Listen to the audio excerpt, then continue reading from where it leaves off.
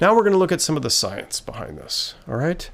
So there are three biases.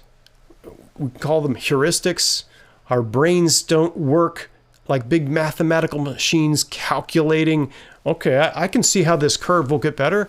No, we're very short-term focused in our minds because that's the way our minds were meant to work.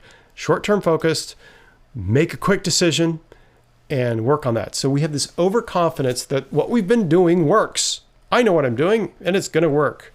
So what has always been done, we're overconfident about that. So that's one bias that we have. The second is confirmation bias. See, I told you so. See, I told you so. Everything that I already believe is confirmed. Change efforts don't work.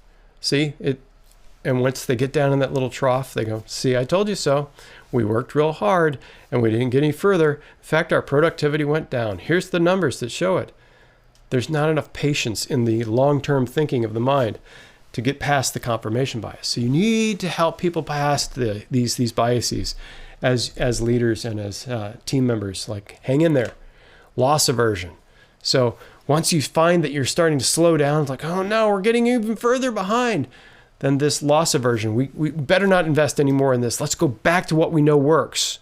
And people go back down in the hole of the ship and start bailing out that water that's leaking into the ship. And it's like, doesn't matter. It works. We know it works. So these are the three biases or heuristics that people use at that little bottom of the trough. And they get stuck there because of these short-term thinking mindsets. So I clue you into these so that scientifically you know how the fast mind works, and you need to activate the slower thinking mind and keep people focused on, hey, we're headed to the top of this mountain and we're going to get there. Just hang in there.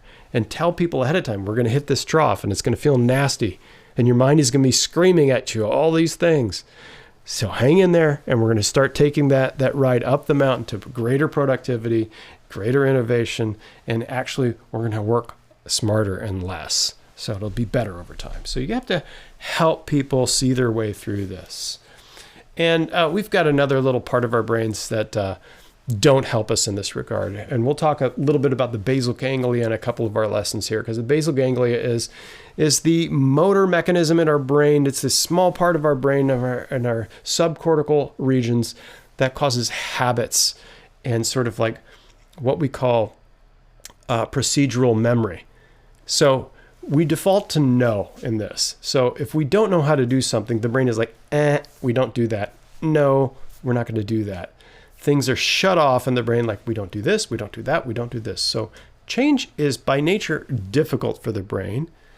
It takes weeks, months sometimes, years to really cement a new change into that procedural memory so that it becomes an on switch instead of an off switch. So the new software, the new ways of doing culture are going to be resisted by everyone's brain naturally.